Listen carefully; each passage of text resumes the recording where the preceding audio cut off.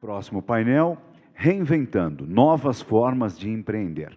Convidamos ao palco para recepcionar os nossos palestrantes, o moderador, o Caio Cordeiro, que é diretor adjunto do CJE.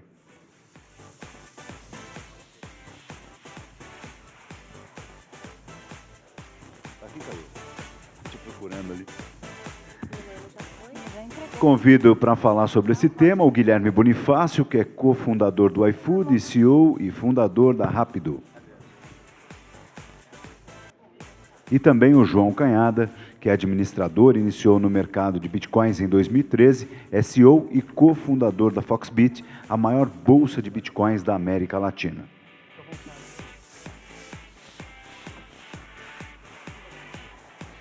Muito bem, para coordenar os trabalhos, passamos a palavra ao Caio Cordeiro.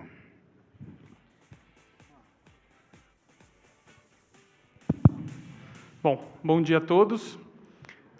Bom dia. Aê, vamos lá, bom dia. Bom dia. Aê. Bom, como de costume, a gente sempre tenta trazer temas que são disruptivos, então vocês passaram ali pela garagem, deu para ter uma noção do que está vindo aí nesse futuro do empreendedorismo em diferentes setores. E não podia ser diferente, a gente está aqui com dois temas super importantes e no dia a dia de todo mundo. E a gente trouxe esses dois convidados, o Guilherme e o João, para falar um pouquinho. Eu vou ser bem breve, não quero tomar muito tempo, até pela nossa agenda está super complexa, está corrida, mas vai ter bastante espaço para eles falarem. E aproveitem bastante, porque tem muita informação interessante aí de setores que vão crescer muito, já tem crescido muito, né? Então, muito se fala, principalmente do Bitcoin, mas pouco se conhece, né? Então, acho que eu queria já passar aqui para o Guilherme. Vai começar, Guilherme? Pode ser? Vamos ver qual é a apresentação ali, que está na ordem. 50-50. Bom, então, cabe a mim começar aqui. Obrigado pelo convite, fiquei bem honrado de estar aqui com vocês hoje. Obrigado, Caio, por estar aqui conosco, e João. Estou bem curioso para entender como funciona esse negócio de Bitcoin e se dá para ganhar dinheiro com isso. Bom, eu sou cofundador do iFood e cofundei também outras startups. Hoje eu toco uma chamada Rápido. O Rápido é como se fosse um marketplace para logística. A gente faz entregas para restaurante, para documentos. Cofundei outras startups também, outra é o Chef Time. Também investi como anjo em algumas startups. Então, a ideia aqui é mostrar para vocês um pouquinho dessa história, bem rapidamente, 10, 15 minutos, e depois a gente poder bater um papo. Antes de todo mundo... Alguém aqui já pediu comida pelo iFood? Sabe para que serve o iFood? Levanta a mão, por favor. Bastante gente. Fico feliz. Mas o iFood não surgiu do nada, né? Então, antes do iFood existia um negócio chamado DiscCook. Alguém aqui ouviu falar do DiscCook? Alguém? Nossa, tem uns mais velhos aqui, assim como eu, conhecemos um pouco do passado. Mas o que aconteceu foi que... eu preciso de um passador. Tá aí, não? Obrigado. Tá. A DiscCook é o início de tudo isso. Ela surgiu em 97. Então, vocês imaginem o quanto tempo demora o negócio para virar um iFood, né?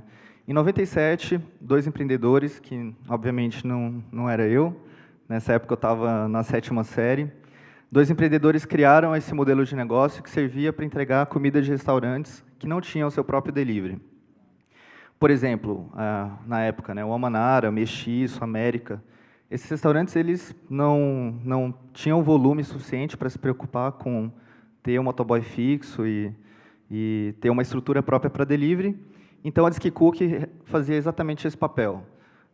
Eles tinham entregadores, eles tinham atendentes. Na época não existia pedir por internet, era tudo por telefone.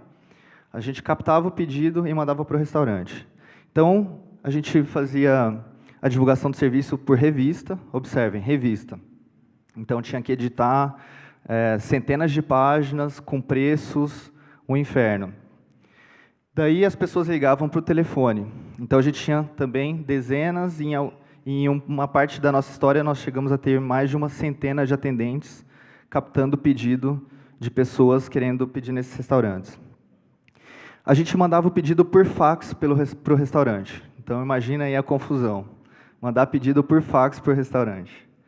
O restaurante, que vocês imaginam como é, né? Não sei aqui quem que é dono de restaurante, mas a cozinha, o processo, não é nada amigável para que esse processo funcione, mandar pedido por fax, mas a gente tentava. E aí a gente falava por Nextel com os motoboys. Então, vocês imaginam se isso tem chance de dar certo, né? Nenhuma. E a gente se deu conta disso. Em 2008, quando eu entrei na empresa, eu e mais três colegas da faculdade, a gente entrou na empresa com o objetivo de mudar radicalmente aquele negócio. Nós queríamos empreender. Na época, em 2008, não existia esse negócio de empreendedorismo, não existia startup, não existia aceleradora, venture capital. O Brasil, em 2008, era bem diferente do que a gente tem hoje. Não existia festival de empreendedorismo da Fiesp, né? A verdade é que a gente queria tocar um negócio próprio e ser dono do nosso próprio negócio, mas a gente não tinha a menor ideia de como fazer isso.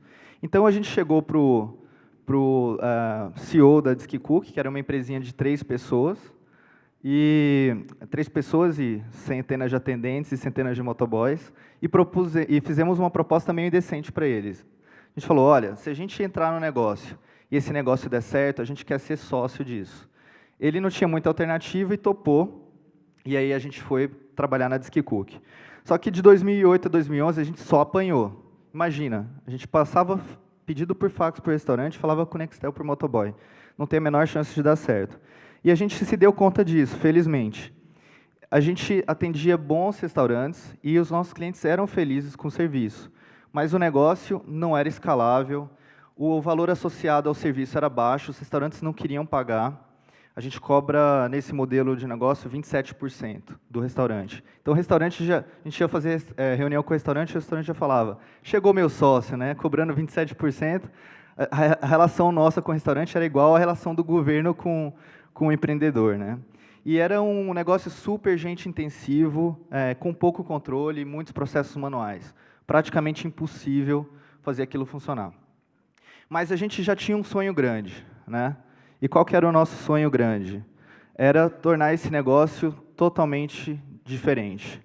Nós queríamos fazer desse negócio totalmente online, então a gente queria matar a revista, a gente queria matar os atendentes, a gente queria matar os motoboys, a gente queria acabar com tudo e fazer só o que realmente era escalável, né?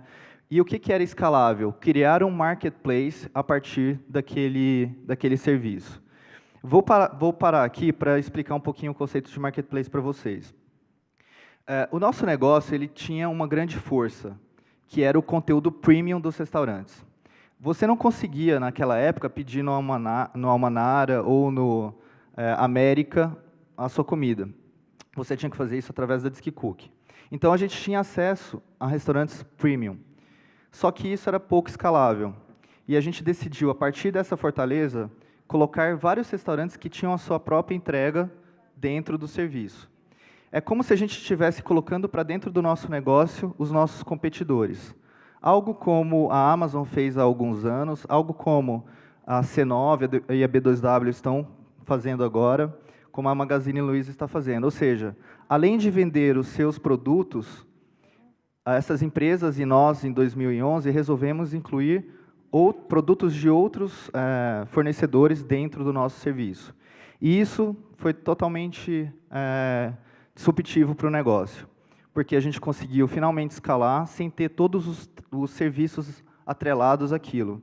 A gente passou a cobrar uma comissão mais baixa do restaurante, que começou a ver valor no negócio, porque a gente começou a trazer venda e não simplesmente trazer serviço ou trabalho com um motoboy e com atendente. Mas a gente tinha várias dúvidas de como fazer isso. Como a gente poderia alavancar as nossas competências, né? Nós tínhamos relacionamento com os restaurantes, mas só isso era importante para fazer o marketplace funcionar. A gente logo se deu conta que era preciso de muito, muito dinheiro para fazer isso acontecer. Porque o marketplace, diferentemente do modelo de negócio onde você tem o conteúdo mais premium, o marketplace, para ele funcionar, você precisa de muita audiência e de muita gente oferecendo o produto. E para que você tenha muita audiência e muita gente oferecendo o produto, você precisa investir muita grana. Então, a gente logo se deu conta que precisava trazer dinheiro de fora. E aí, a gente, em 2011, nós fomos uma das primeiras startups a conseguir dinheiro com o fundo de Venture Capital para poder lançar o iFood. A gente também se perguntava se tínhamos todas as competências para fazer esse negócio acontecer. E a gente percebeu que precisávamos de uma força comercial muito melhor gerida e muito mais ampla do que o que a gente tinha na DiscCook. E aí a gente teve que desenvolver tudo isso. Fomos uma das primeiras empresas a trabalhar dentro do Brasil com Salesforce, com Zendesk, fazer isso funcionar super bem. Super bem. E outra dúvida, o que fazer com o modelo antigo, né? Putz, fazer entrega com motoboy, atender com telefone é um saco. O que a gente faz com esse negócio? E aí a gente percebeu que esse negócio era importante para continuar trazendo clientes mais premium para a nossa plataforma. E é engraçado, né? O restaurante B, quando vê que o restaurante A está na plataforma e o restaurante A é conhecido, é famoso, o restaurante B, nossa, eu quero estar nesse lugar também. Então, o modelo DiscCook, embora seja difícil e com pouca margem, ele foi muito importante para que o iFood pudesse crescer. E por fim, a gente tinha o desafio de integrar os times e fazer com que eles trabalhassem em conjunto. E aí, tudo isso foi colocado em questão e a gente, finalmente, em 2011, resolvemos viver o nosso sonho grande de criar o iFood. Bom, em 2011, a gente pegou dinheiro com um fundo chamado Warehouse e a gente fazia, sei lá, 20 mil pedidos por mês nessa época. A gente foi crescendo pouquinho.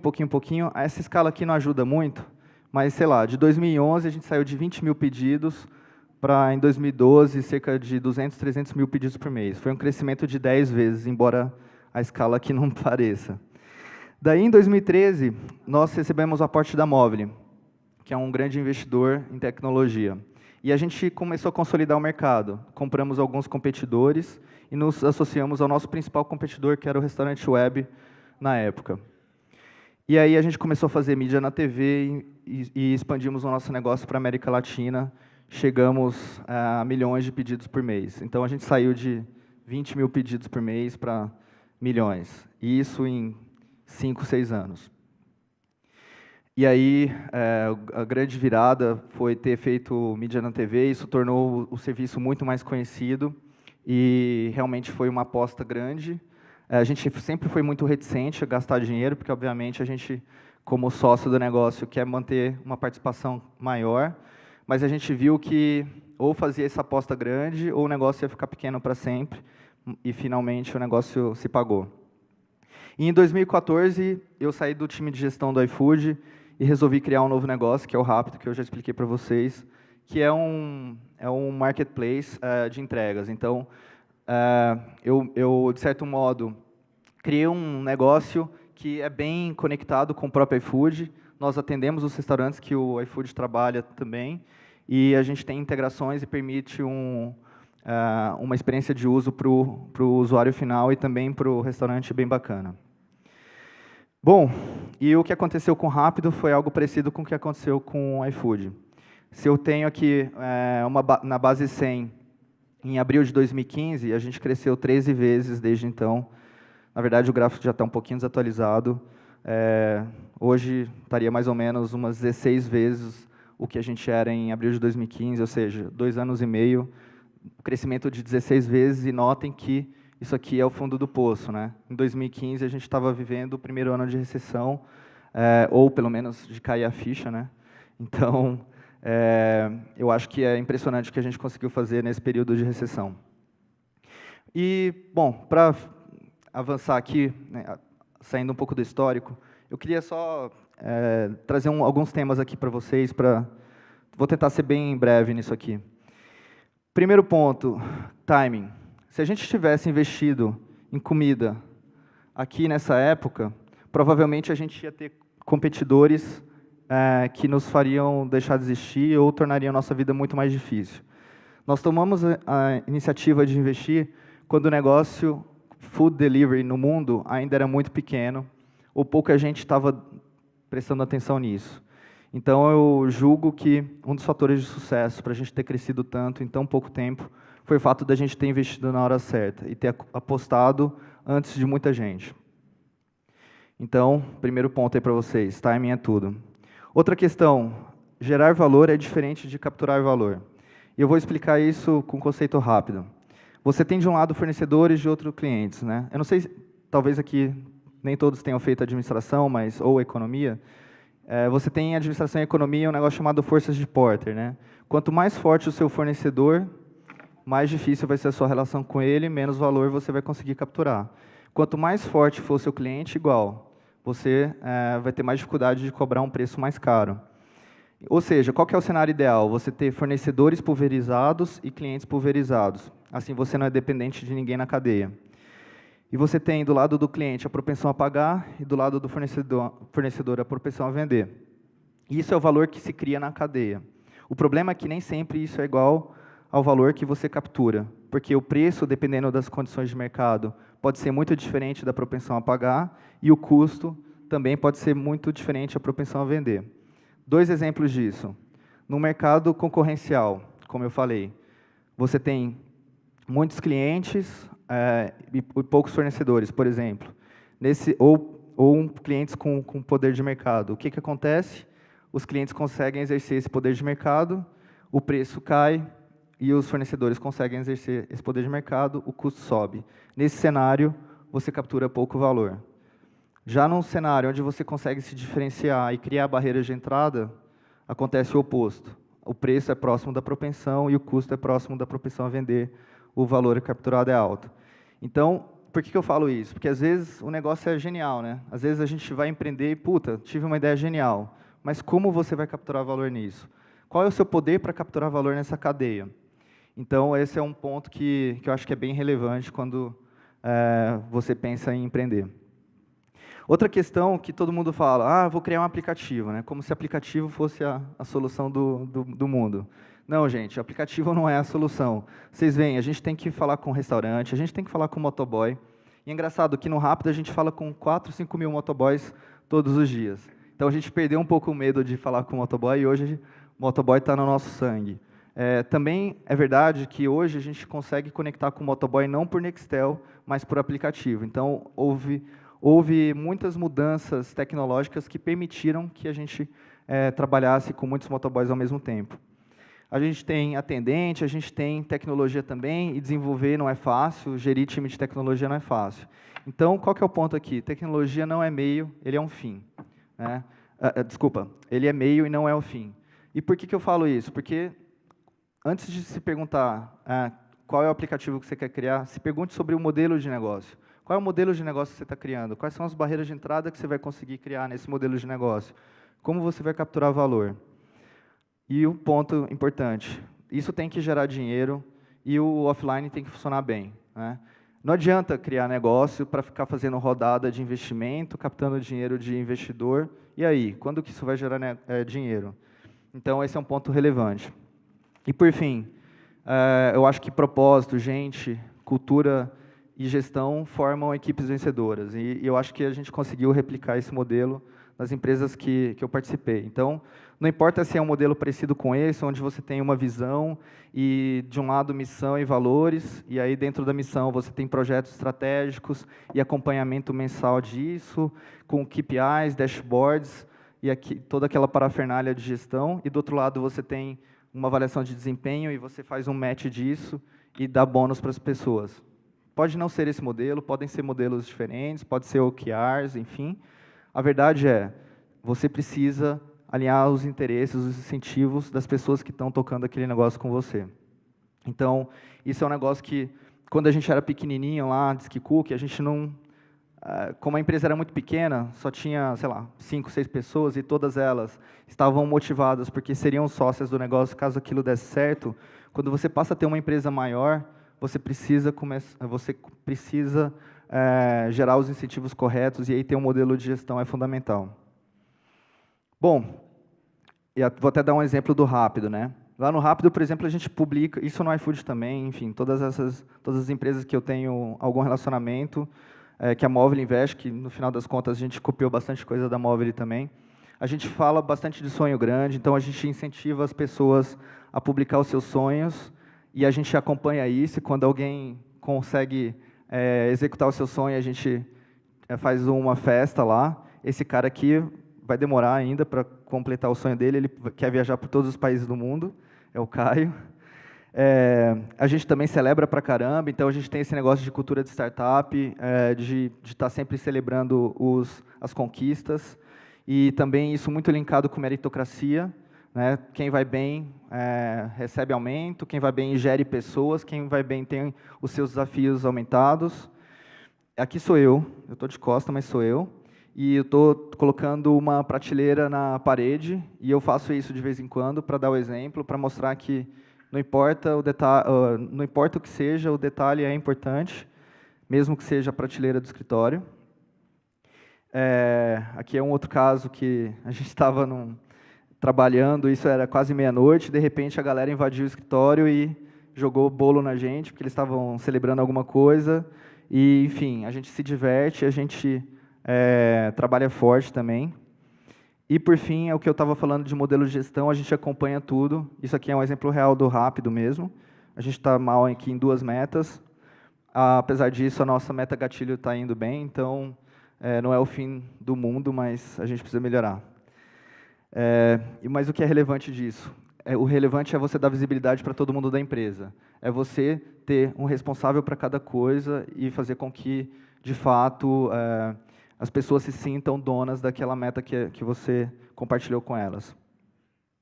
Então, resumindo, timing, modelo de negócio, capturar valor, tecnologia é meio e não é o fim, e gente muito, muito boa, com muito interesse em fazer o negócio acontecer, com o sentimento e a postura de dono. Esses são os pontos aí que eu queria trazer para vocês sobre empreender, que eu aprendi aí ao longo desses anos. E, por fim, um exemplo, né?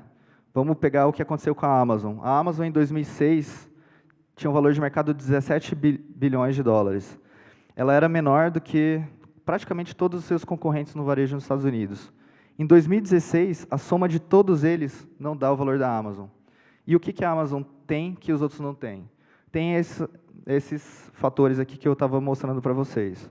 Cultura, que não é uma cultura agradável, é uma cultura difícil, mas quem está lá acredita muito nessa cultura e luta por essa cultura. Eles sabem que o offline tem que funcionar, eles sabem que capturar valor é diferente de gerar valor, e eles fazem as coisas acontecerem no timing correto. Então, dando um exemplo aí externo, eu acho que a Amazon é um grande exemplo. Bom, por fim, queria agradecer a atenção, passar a palavra para o João e depois estou aberto para o nosso bate-papo. Obrigado. Bom, pessoal, bom dia, tudo bem? Eu sou o João Canhada, CEO, cofundador da Foxbit.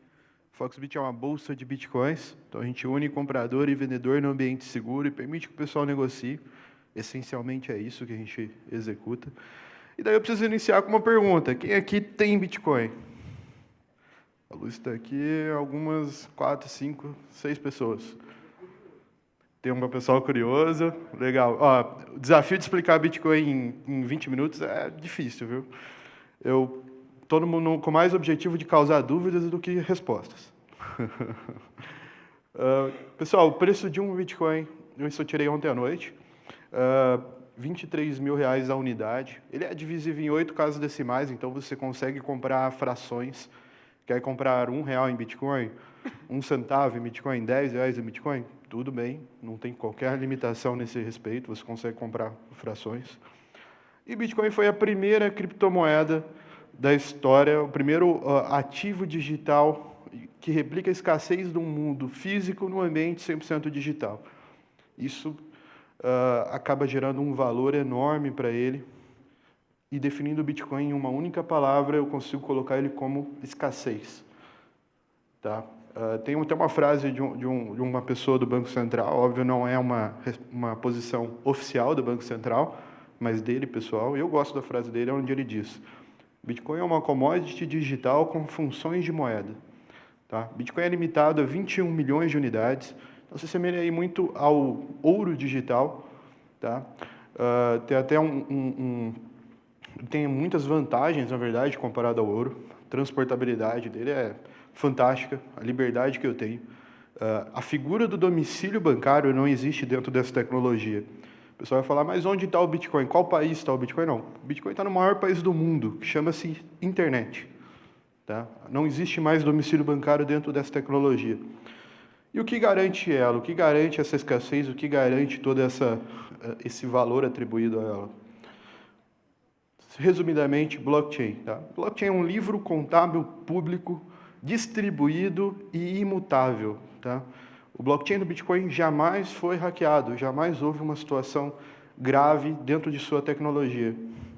Sempre quando houve casos de hackings ou situações mais graves, de que o pessoal eventualmente perdeu dinheiro, foi nas bolsas de Bitcoins. Por isso que a gente, mesmo eu sendo Foxbit, eu sempre alego, eu falo para o meu usuário, olha, não guarde Bitcoins na Foxbit, ou em alguma corretora que seja meu concorrente, exemplo. Porque senão você forma um pote de ouro ali, que vai aumentar o interesse de um hacker vier fraudar. Então eu prefiro ir pelo caminho de ensinar meu usuário como fazer a custódia correta dos seus ativos. Tá? Você não precisa mais da figura do terceiro. A gente voltou para aquela fase do dinheiro onde se guardava dinheiro debaixo do colchão, literalmente falando. Você não precisa mais confiar em um terceiro. Você só move para a Foxbit quando você deseja negociar, comprar e vender. Quando você for guardar o Bitcoin de longo prazo, retire. Guarde contigo, é o método mais seguro. Tá? E aí, resumindo um pouco do que é o blockchain, tá? Do que é essa tecnologia, tem uma situação um pouco mais gráfica aqui. Cada um desses computadores interligados, ele é um nó de rede, e essencialmente ele tem todo o histórico de transações desde o início do Bitcoin. O Bitcoin iniciou em 2009, seu fundador foi uma pessoa que se denomina Satoshi Nakamoto, tá? Não se sabe quem é essa pessoa, mas isso é irrelevante para a tecnologia, justamente porque o código e toda a proposta é totalmente aberta, livre, é auditável, 100% transparente. Tá? Todas as transações de Bitcoin não são anônimas, são 100% rastreáveis e traqueadas. Tá? O pessoal acredita que Bitcoin é anônimo. Não, Bitcoin não é anônimo, nunca foi, nunca vai ser. Nunca vai ser, talvez seja forte. Se houver um ajuste da tecnologia, isso poderia ser revisado sim. No momento, ele é 100% transparente. Usar Bitcoin para atividades ilícitas é criar prova contra você mesmo. Eu não recomendo, não é uma atividade muito inteligente.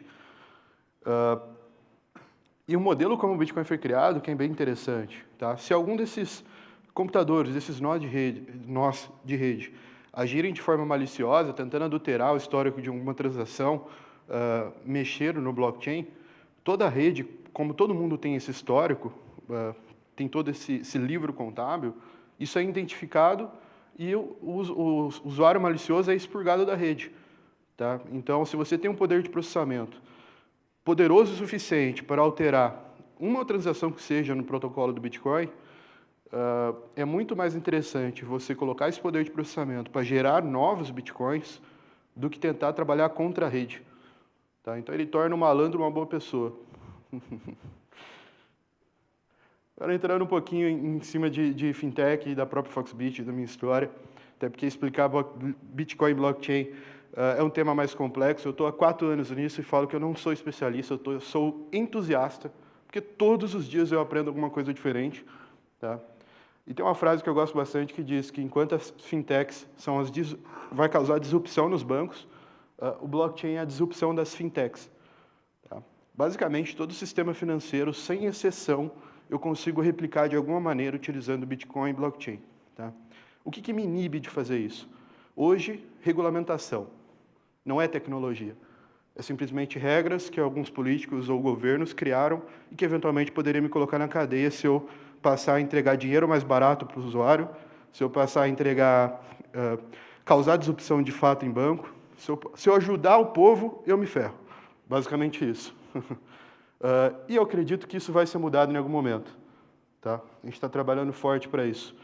Uma das coisas que me faz ter certeza de que isso vai ser mudado existe um relatório do Fórum Econômico Mundial, onde ele cita que 10% do PIB global vai estar armazenado em blockchain até 2027. Tá? Dentro desse mundo de blockchain, eu tenho uma pequena bolinha, que é criptomoedas. Tá? E aí eu estou falando Bitcoin, Ethereum, Litecoin, outras criptomoedas que tem. Bitcoin foi a primeira, já existe mais de 1000 criptomoedas, cada uma com uma proposta diferente, uma tecnologia diferente, uma dor diferente que ela resolve. E esse mundo de criptomoedas representa 0,003% do PIB global hoje. Tá? Então, o que está se dizendo aqui é que em 10 anos, isso vai evoluir para 10% do PIB global. E daí numa cadeia muito maior, que não é só criptomoedas, mas agora de ativos digitais. A gente imagina que tudo vai ser tokenizado, desde o equity de uma empresa que, a partir de agora, ela pode tokenizar em blockchain e permitir uma distribuição global. Por que eu vou me limitar a um ambiente local? Por que eu vou fazer um IPO da Foxbit na B3, aqui no Brasil, sendo que eu posso fazer um ICO, que é Initial Coin Offer, é uma segunda fase da tecnologia, onde eu tokenizo a ação da minha empresa e faço uma distribuição global para qualquer pessoa que tenha criptomoedas. O indiano, americano, o chinês, qualquer pessoa poderia investir na minha empresa. Então, não tem mais sentido eu fazer isso localizado. Não tem mais sentido eu ir para a Nasdaq, para a NYSE ou para a B3. Tem até um rumor que o Spotify ele adquiriu recentemente uma empresa de blockchain, tem uns 4 meses para trás, e que ele vai fazer um ICO. Ele não vai fazer um IPO, como da forma tradicional. Isso coloca em xeque toda uma cadeia de indústria que se julgava consolidada. Tá? Se o Spotify fizer isso, ele vai puxar a locomotiva de uma era de inovação que, de fato, põe em xeque muita coisa que a gente acha que está consolidado, que, na verdade, não. Tá? Falando um pouquinho agora da Foxbit, da minha história, acho que é interessante trazer aqui para o evento. Antes de ser a maior bolsa de bitcoins do Brasil, antes de ter 185 mil clientes, antes de negociar mais de 1 bi nesses 3 anos de história, a Foxbit iniciou em 2014, no dia 10 de dezembro de 2014. Lá em 2011, eu vendia material elétrico lá em Mogi Guaçu. Tá? Interior do estado de São Paulo. Daí eu estudava na faculdade da Unifeob, em São João da Boa Vista. Saí dessa loja de material elétrico e iniciei uma transportadora junto com meu pai. Essa transportadora não deu certo, a gente quebrou. Fiquei numa situação financeira extremamente ruim. Tá? Basicamente conheci a SPC e Serasa bem a fundo. Tá? Fiz amizade com o pessoal de call center de banco, enfim, foi bem legal, foi divertida a experiência. E daí eu precisava pagar minha faculdade. Na época eu fazia administração lá na Unifeob em São João e eu não conseguia mais nem pagar minha faculdade. Eu atrasava 6, fazia o acordo, atrasava o acordo também. Então estava uma zona. E aí fui procurar alguma coisa que eu ganhasse dinheiro naquilo que eu sempre fui apaixonado, que é computador, internet, negócio que sempre me chamou minha atenção. Por uma sorte do destino, eu basicamente, quase literalmente, coloquei como ganhar dinheiro na internet, descobri Bitcoin. Tá? Comecei a lidar com isso. Inicialmente fiz um cadastro numa bolsa que hoje é minha concorrente, coloquei lá R$50, comprei Bitcoin, voltei uma semana depois, tinha mais de R$50 lá. Falei, opa, espera lá, o negócio está subindo, parece que dá para ganhar algum dinheiro com isso. Deixa eu entender o que é esse negócio. E daí eu descobri fóruns, tá? Inclusive no Facebook, um chamado Bitcoin Brasil no Facebook. E ali eu fui buscar informação. O que é esse negócio? O que é Bitcoin? Que raios é isso aqui? Tá? Eu não tinha a menor ideia do que era. Buscando informações ali, descobri que tinha um mercado também interno dentro desse grupo. A galera anunciava Bitcoin. Olha, tenho Bitcoin, meu preço é tanto. Negociava por chat de Facebook e recebia o dinheiro em conta bancária e enviava o Bitcoin para o cliente final. Essa parte do enviava que era o problema. Estava rolando muito golpe ali. Percebendo isso, acabei usando o meu perfil oficial. O pessoal vai ver a foto lá do meu cachorro, da minha namorada na época, hoje eu já casei. Enfim, da minha mãe. O cara vai confiar em mim, vai negociar comigo. Anunciei no grupo de Facebook. Olha, tenho Bitcoin para vender. Eu comprava numa outra corretora, adicionava uma margem, começava a negociar ali. Recebia o dinheiro em conta corrente, enviava o Bitcoin. Simples assim, foi assim que eu iniciei esse processo de compra e venda pelo Facebook. E foi ali que eu conheci todo mundo da comunidade, foi ali que eu iniciei minha vida do que eventualmente virou a Foxbit. Tá? O negócio começou a crescer, eu não tinha dinheiro para escalar, precisava de capital de giro. O banco, obviamente, não ia me emprestar. Eu ainda estava na SPC e Serasa. E eu descobri um site chamado BTCG na época, que era um peer-to-peer lending global, onde você captava dinheiro através de Bitcoin. Eu anunciava o pedido, olha, preciso de $1.000 em Bitcoin para o meu negócio local aqui no Brasil, descrevia o meu pedido, e qualquer pessoa que tivesse Bitcoin no planeta, seja ele um americano, um indiano, um japonês, não importa, poderia investir frações dentro desse pedido, $10, $100, $50, $30, etc. Eu ativava esse empréstimo, ficava com uma dívida, com os juros médios ali de 3% até 5% ao mês em dólar. Tá? Pegava esse capital em Bitcoin, usava no dia a dia aqui, para capital de giro, aumentando as minhas vendas e aumentando a minha quantidade de cliente. E foi assim que eu iniciei minha vida profissional com criptomoedas, me alavancando, tomando empréstimos em Bitcoin fora do Brasil, porque local ninguém ia me emprestar. O negócio começou a crescer, tive uma boa carteira de clientes, queria empreender, falei, puxa, acho que é isso que eu quero para minha vida. E fui buscar fazer alguma coisa, na época nem era Foxbit, era uma empresa chamada Bitsac, e nessa angústia de tentar empreender com isso, eu já conheci uma outra pessoa chamada Guto Schiavon. Ele veio com a proposta, olha, eu quero montar uma exchange, acho que faz sentido, já tenho uma pessoa que pode nos ajudar com tecnologia. Eu fui reticente, não queria, mas a gente acabou entrando num acordo ali. E aí a gente iniciou junto, fizemos uma parceria com uma empresa de fora chamada Blink Trade, do Rodrigo Souza, que também é um brasileiro, ele é de Nova York, totalmente online. Eu não conheci o Guto Schiavon presencialmente, fui conhecer ele um dia antes da operação entrar no ar. Tá? A gente, basicamente, eu só apertei a mão dele e falei, olha, a gente é sócio, né? No dia 9 de dezembro, a operação entrou no ar no dia 10. Nesse tempo, eu fui buscar investimento e falei com mais de 70 clientes meus, fui dentro dos meus maiores clientes buscar investidores. 2 malucos toparam. Contrato social rodou via correio, sem ninguém se conhecer presencialmente. O primeiro investidor que falou sim para mim, pelo Facebook, eu fui conhecer ele em fevereiro, que é o Felipe Trovão. A operação já tinha iniciado em dezembro de 2014. O negócio rodou assim 1 ano e meio quase, totalmente home office. Eu lá em Mogi Guaçu, o Guto em Pompeia, o Felipe em Araraquara e o Marcos em São Bernardo. Tá? E aí a gente iniciou o negócio. Em dezembro de 2015, o João Paulo Oliveira entrou no time. Em abril de 2016 entrou o Bernardo Faria, que é que foi executivo do Santander, da Acesso Card, e ajudou a gente a se profissionalizar e trouxe a gente para São Paulo. Inclusive, a gente conseguiu um primeiro escritório aqui em São Paulo, que era num coworking chamado Plug Coworking, ali na Nova Independência, lá no Brooklyn. Tá? Foi uma experiência intensa, o mercado cresceu.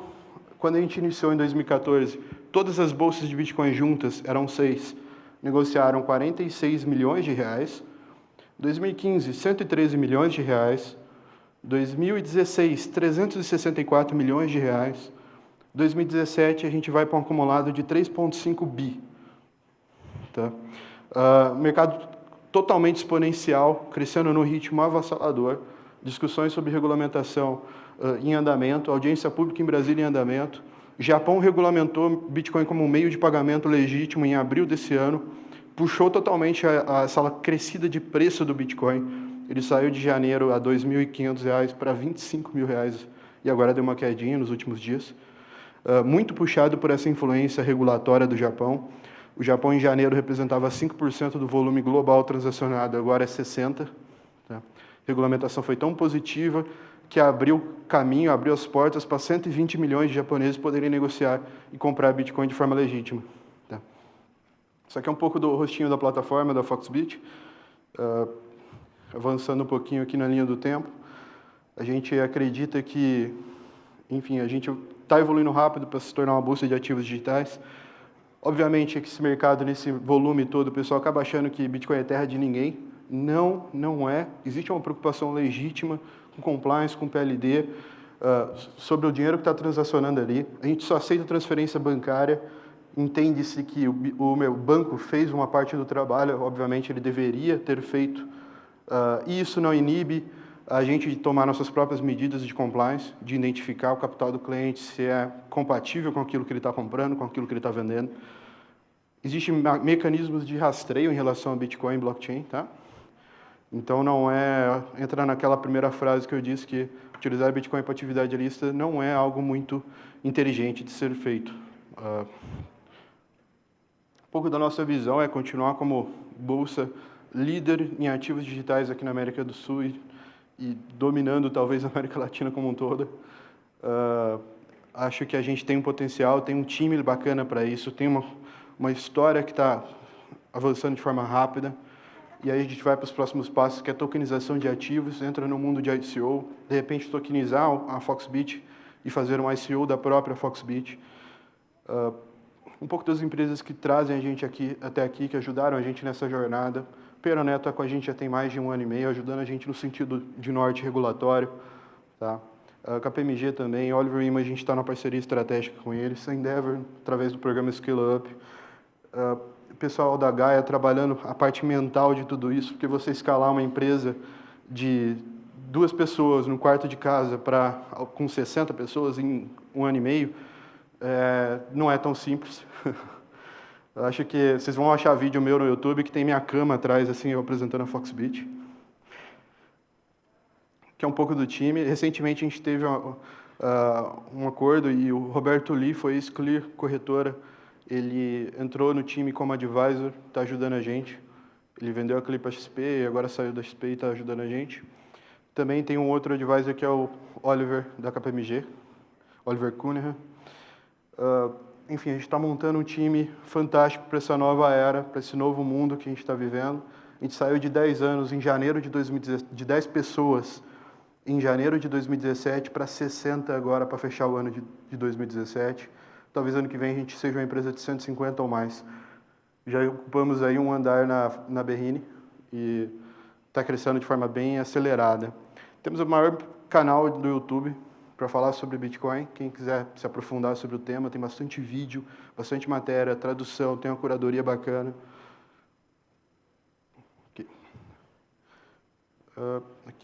Aqui é um pouco falando do Foxbit Educação, muito nesse sentido educacional. Acho que falta muito conteúdo a respeito do tema. Quando eu iniciei nisso, a gente teve que ser autodidata.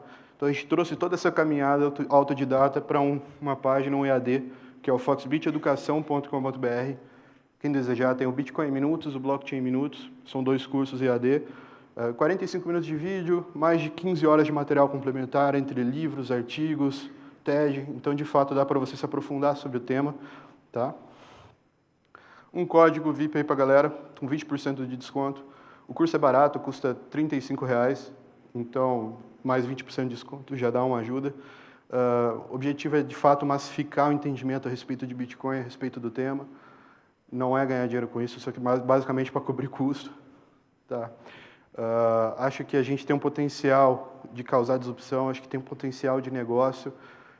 O mercado está evoluindo rápido. Em agosto a gente fez um levantamento, tinha menos de 300 profissionais envolvidos com Bitcoin e blockchain no Brasil, sendo que 40 na época, em agosto, estava dentro da Foxbit. Eu acho que tem espaço para empreendedor, tem espaço para quem deseja fazer alguma coisa com isso. Tá? Causar disrupção de fato nos bancos.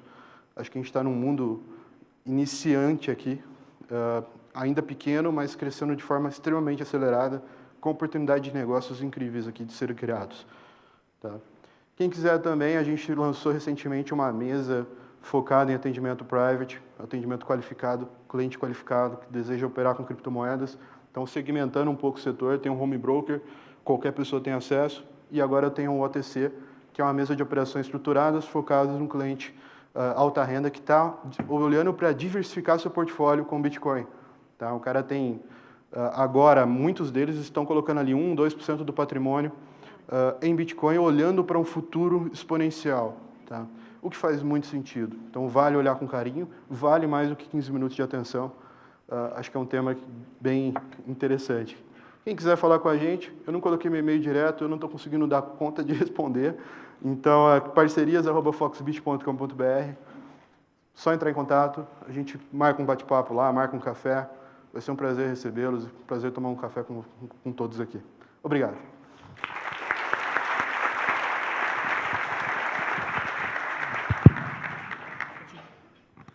Bom, vamos para as perguntas. Enquanto vocês fazem as perguntas aí, eu vou fazer algumas já aqui para esquentar.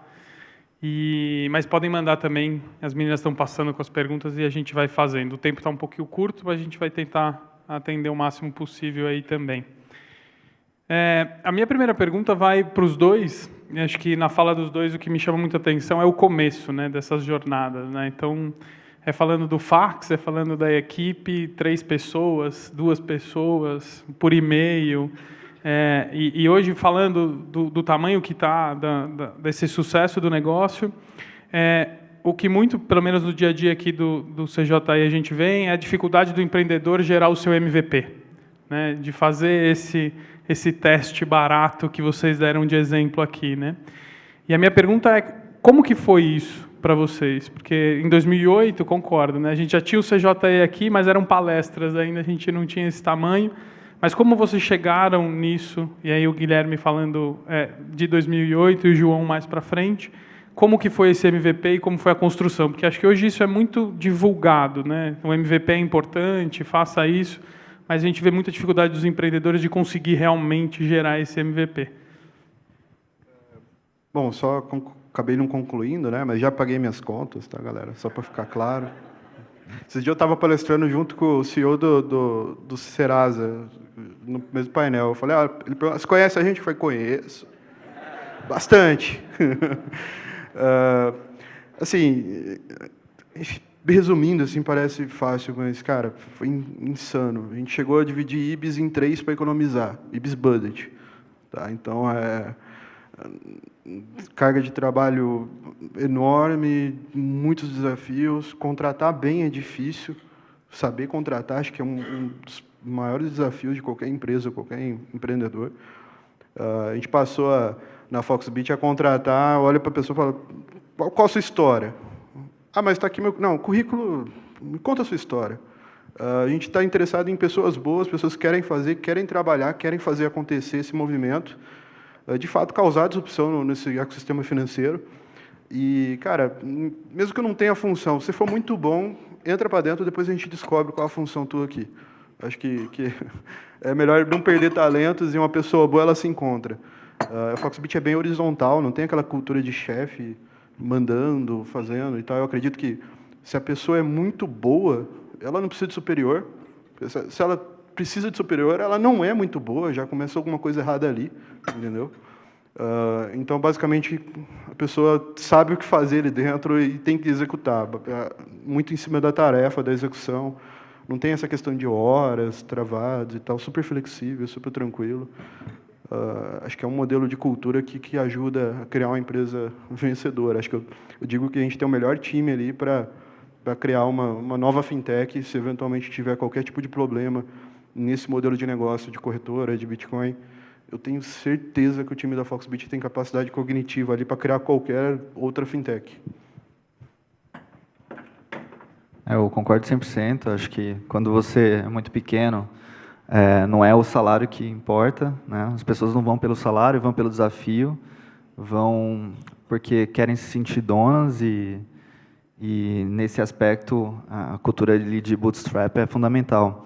Agora, uma questão a questão do MVP em si, quando a gente resolveu fazer o iFood e colocar outros restaurantes que não aqueles que a gente entregava, acho que o fundamental foi a gente acreditar muito no que a gente via para o futuro, que as pessoas vão parar de ligar, vão parar de pedir delivery por telefone, porque simplesmente não faz sentido.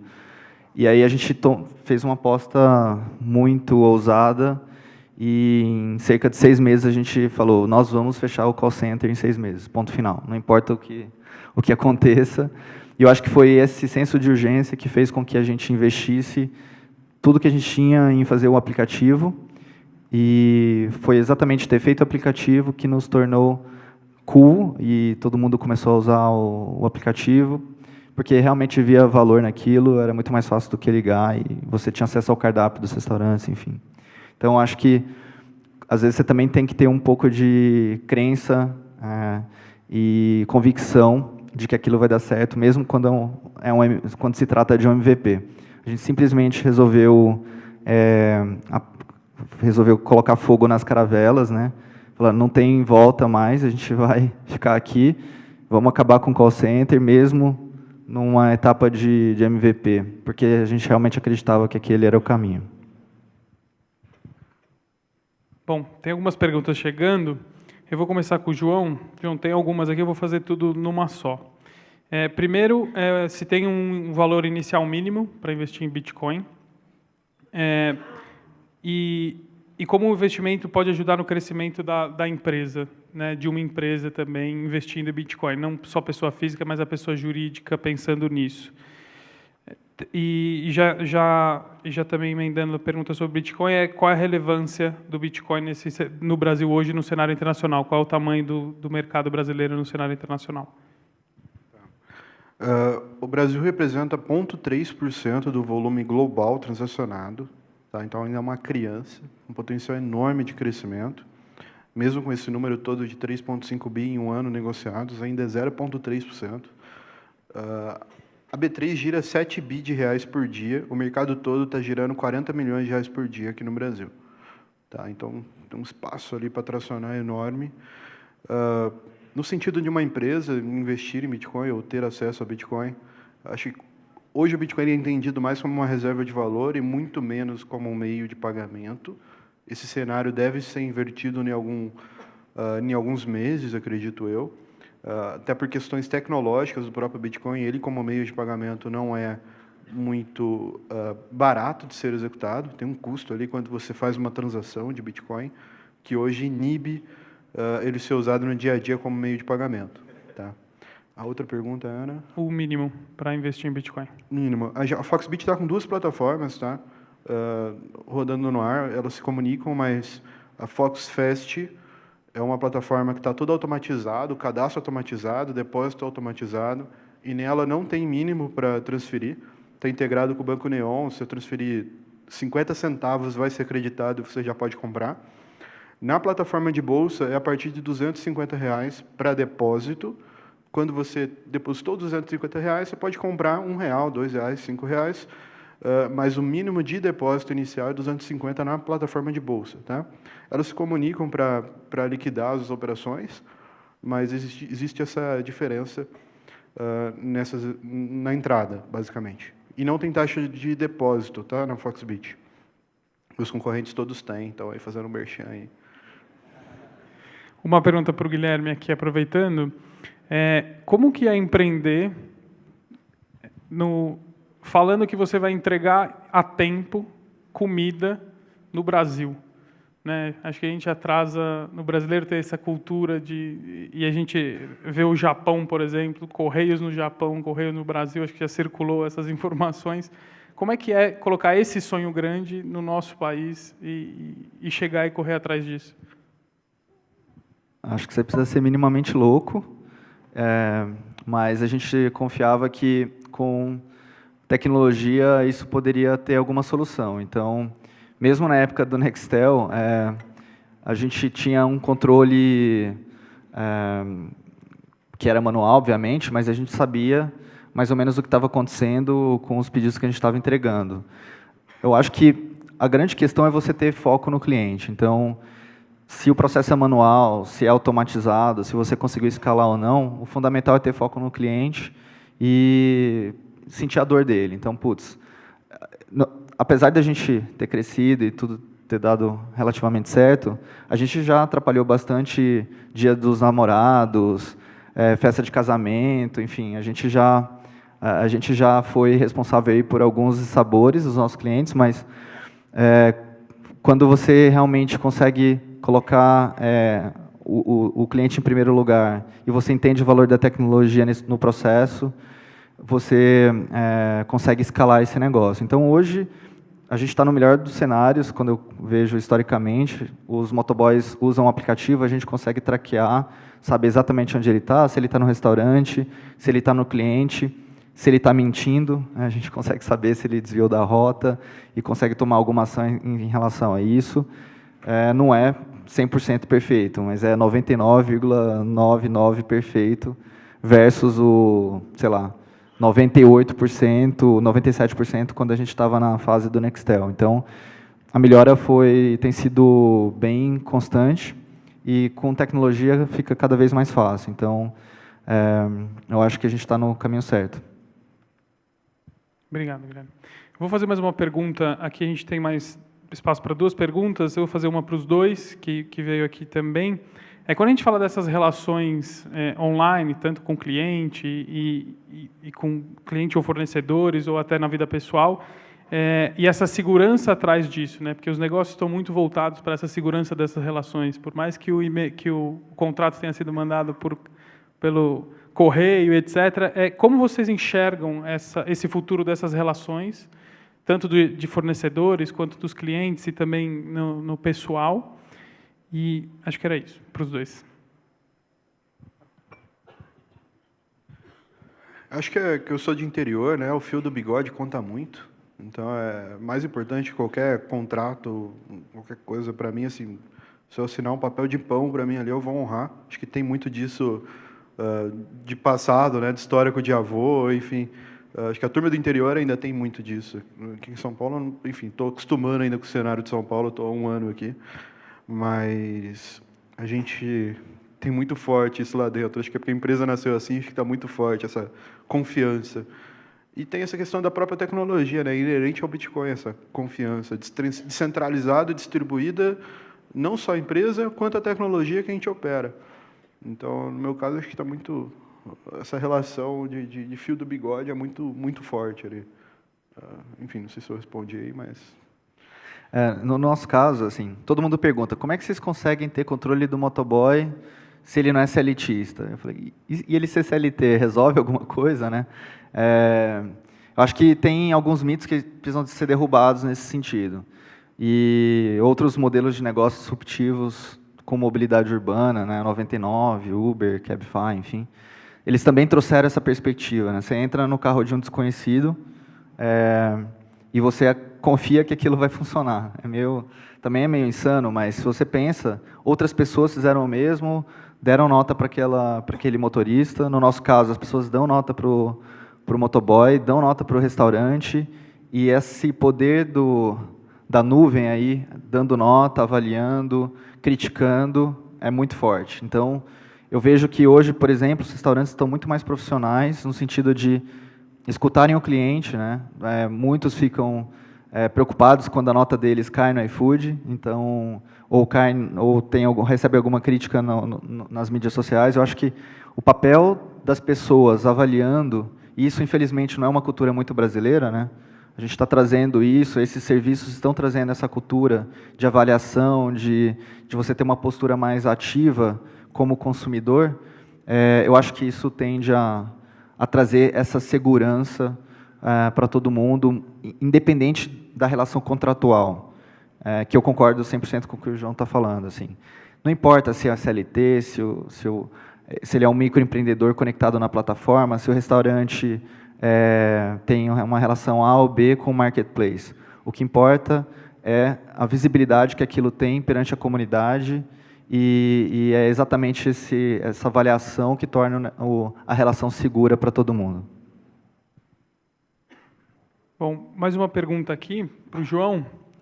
João, eu vou fazer um pupurri aqui, vou juntar.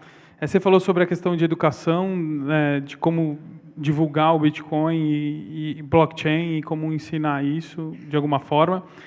A gente tem várias dúvidas, e aí eu me coloco nesse lugar também, por não ter muito conhecimento e ficar olhando de fora ainda, esse é meu papel, e acho que muita gente também está nesse lugar.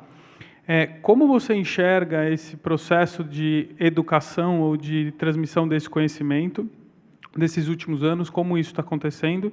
E também a relação, você citou Serasa e os órgãos de proteção de crédito, isso é cotidiano no dia a dia, né? Do empreendedor, o dia a dia dele. O nosso presidente, quando abriu, falou exatamente isso aqui no Brasil. O empreendedor que não dá certo, ele acaba entrando nesses órgãos, e aí, para sair, tem que empreender para sair para empreender, né? Então, esse processo é super traumático. E a pergunta é, você vê o Bitcoin como uma forma alternativa dessa poupança, de geração de poupança e dessas possibilidades desses empreendedores também saírem mais rápido desse processo? Acho que assim, é importante citar os riscos, tá? Não é só a alegria, e é bom deixar bem frisado aqui. Bitcoin ainda é uma tecnologia nova, ainda vai sofrer volatilidade por alguns anos. Isso é em virtude do seu tamanho de mercado ainda ser pequeno. Tá? O market cap do Bitcoin total é 125 bilhões de dólares. E isso pode parecer muito, mas para a indústria financeira é uma piada. Tá? Então ainda tem um espaço para crescer de forma para se tornar um pouco mais seguro, o que obviamente gera desafios e oportunidades, tá? Então essa volatilidade vai ser inerente a esse negócio por alguns anos. Então você colocar todo o seu patrimônio de vida em Bitcoin talvez não seja uma atitude acertada. Melhor estudar, entender melhor esse ativo. Eu iria na cabeça com aquela faixa de 1 a 2%, acho que é um número positivo para o momento do negócio. Tinha uma outra coisa que eu precisava comentar. Repete a pergunta, por favor. Sobre o que o Bitcoin pode ajudar na poupança das pessoas e a questão da educação, como você vê esse... Legal. Essa parte educacional é muito importante, porque como a tecnologia é nova e falta um pouco de conhecimento a respeito dela, tem acontecido, ainda vai acontecer, infelizmente, alguns golpes utilizando a temática, utilizando a tecnologia como parâmetro ali para a execução desses golpes. Isso é uma situação infeliz, é triste, mas acho que é bom frisar. Por exemplo, o pessoal fala que tem mineração em nuvem, envolvendo marketing multinível com Bitcoin. Marketing multinível e Bitcoin na mesma frase, corre, porque a chance de ser golpe é 110%. Tá? Da forma como eu vejo sendo executado hoje, é um ponto muito claro de atenção, pirâmides financeiras sendo criadas e tal, e o pessoal cria isso tudo. Por quê? Falta conhecimento a respeito do tema, falta educação a respeito da tecnologia. É um super desafio, a gente está tentando executar. Com esse EAD, com esse curso que a gente colocou no ar, a gente espera ter algum sucesso nisso. A gente tem material educacional no YouTube nosso, tem um webinar toda terça-feira, gratuito no YouTube, tirando dúvidas, batendo papo. Tem meetup aqui em São Paulo, físico. O último meetup nosso foi na Hebraica, teve 480 pessoas, discutindo sobre o tema, batendo papo, tomando cerveja após o meetup. A cerveja acho que é a parte mais importante do meetup. Networking mesmo, trocando ideia, experiência a respeito do tema. Acho que é importante você se aprofundar antes de se aventurar. Tá? Foi muito do que eu fiz no começo também. Primeiro eu entrei e depois eu fui buscar. Que raios é esse negócio? E aí, cara, foi horas e horas e horas e horas de fóruns, de vídeos, para depois eu me aventurar a empreender com isso. Tá? Acho que é importante esse frisado aí, que ainda vai rolar alguns golpes aí, então fiquem atentos. E só para a gente encerrar, eu peço desculpas também pelo tempo, não dá para a gente fazer todas as perguntas, mas se vocês puderem brevemente os dois falarem um pouquinho do qual é o olhar para o futuro do mercado de cada um, né? Aqui no Brasil, o que vocês estão esperando? Ambos falaram de regulamentação, acho que também a gente está no momento de país de rever vários desses pontos. Acho que é um espaço interessante para falar um pouquinho desse futuro também. Acho que o ano que vem é um ano de consolidação e vai ser importante para o ecossistema de Bitcoins. Tem empresas grandes entrando, você tem uma grande corretora que está montando a sua própria corretora de Bitcoin. Tá? Você tem banco montando a sua própria corretora de Bitcoin. Acho que o ano que vem vai ser muito desafiador assim, para a própria Foxbit e para as startups que já existem nesse ecossistema. Ao mesmo tempo, eu olho para esse empolgado para caramba e falo, poxa, pelo menos eu incomodei algum banco de fato. O cara está montando uma corretora para competir comigo, acho que eu estou fazendo alguma coisa certa. É divertido, mas preocupante também, mas vai ser interessante, vai ser uma experiência desafiadora aí para o ano que vem, é um ano de consolidação mesmo. Grandes players entrando no ecossistema, o mercado talvez continue crescendo a um ritmo de 10 vezes por ano, então se esse ano foi 3,5 bi, talvez ano que vem gire 20 ou 30. É extremamente... assim, talvez até não é assustador a palavra certa, mas empolgante todo esse crescimento. Gera um monte de desafio nisso. E oportunidade de negócio pra caralho, né? Vamos falar a verdade aqui. Valeu. Na pior das hipóteses, você vende, né? Para algum banco. Bom, acho que no caso de delivery, a perspectiva é excelente. A gente tem um mercado gigante para crescer, para expandir. Hoje, cerca de 75% dos restaurantes não faz delivery, e muitos deles não fazem porque é difícil fazer gestão da frota, e aí o Rápido se encaixa muito bem nesse desafio. Então, eu acredito que esses 75% de restaurantes podem triplicar aí o nosso mercado potencial nos próximos anos. Além disso, tem uma questão regulatória, como você bem colocou. Hoje existe um entendimento cada vez mais claro da justiça, que o entregador, assim como o motorista do Uber, por exemplo, pode se conectar na plataforma sem que isso gere um vínculo trabalhista. Então, acho que esse é um ponto fundamental nesse tipo de modelo de negócio, e que bom que as leis estão evoluindo nesse sentido. Então, acho que o mercado é muito grande e pode se tornar cada vez melhor, com eficiência, com tecnologia, trazendo ganhos de eficiência e também um serviço bem melhor para o usuário. Só um comentário rápido. Do ponto de vista de regulamentação a respeito do mercado de Bitcoin, isso está sendo evoluído, tem uma audiência pública quase que quinzenal lá em Brasília a respeito do tema. Eu não acredito que vai evoluir numa regulamentação de fato no ano que vem, mas em um prazo um pouco mais longo, de até 2 anos, aí sim, com certeza. Mas muito do que eles estão olhando é o que já foi lá fora, basicamente replicar o que foi bem feito lá fora aqui dentro. Isso é muito bom ouvir isso do regulador. Tá? Ele não está querendo inventar a roda, ele está olhando o que foi feito bem feito lá fora e está olhando para replicar aqui. Fazendo um parênteses aí com a minha história, eu era mais próximo de ser um caminhoneiro do que CEO de fintech. Então, acho que todo mundo tem a oportunidade de mudar sua história, sua trajetória e fazer alguma coisa diferente aqui.